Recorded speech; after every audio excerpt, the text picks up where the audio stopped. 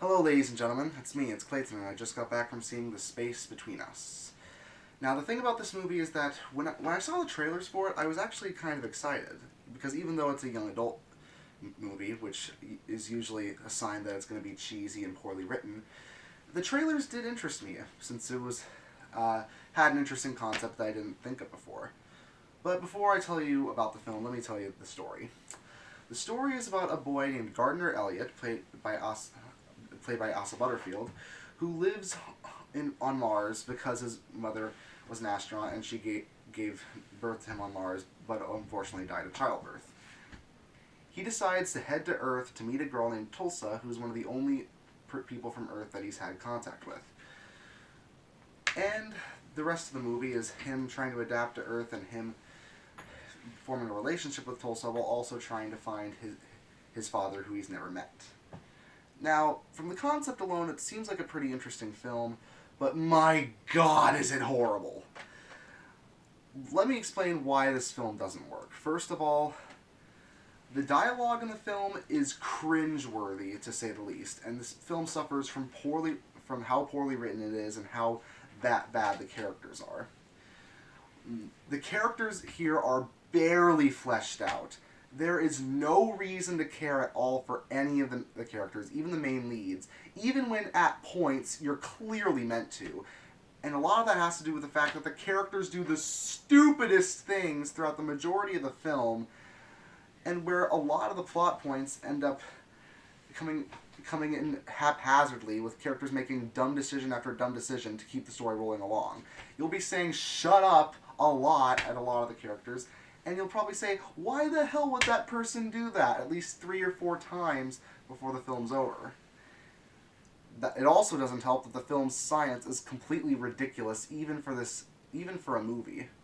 Especially regarding Gardner's biology when it comes to his body and how it works, and when it comes to his conditions on Mars and his conditions on Earth. This film might have worked if it had a better script and it was able to develop its characters more, but as is, it's a film that is insanely poor, and where it's only the people who have the highest suspension of disbelief to the point where when it comes to whether they'll like it or not. And personally, my suspension of disbelief only goes so high.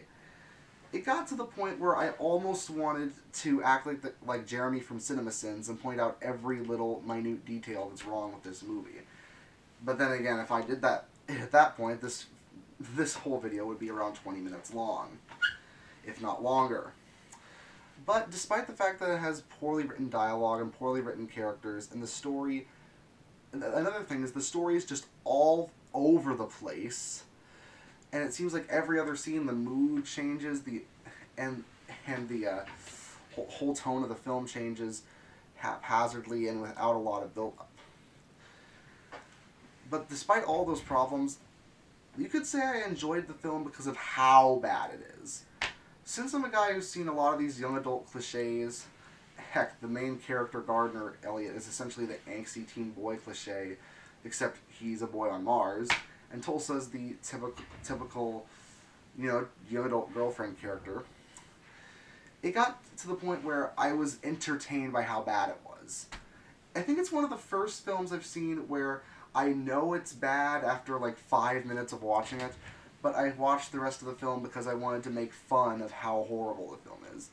Especially when Tulsa and Gardner use all of these cliched lines when it comes to their romantic scenes. It got to the point where I was saying, the only way you can make this romantic scene more cliche is if you include the lines, "you complete me," and "love means you never have to say you're sorry."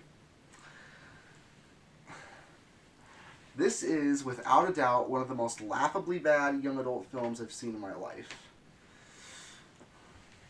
I really don't feel like I need to go on, because if you couldn't tell from a lot of the reviews on Rotten Tomatoes that this was a reprehensibly horrible film, then you're in need of some serious help, my friend.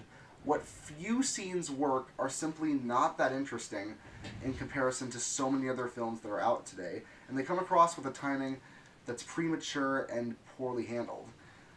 The characters that aren't generic are obnoxious, and a lot of the actors, especially Gary Oldman and B.D. Wong, pretty much embarrass themselves with over-the-top or underacting performances that change from scene to scene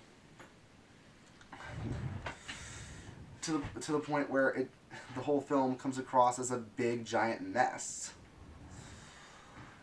I can't think of one other movie that stars Asa Butterfield, B.D. Wong, Gary Oldman, and several of these other great actors that was worse. But, to be fair, it's kind of funny when it comes to how bad it is.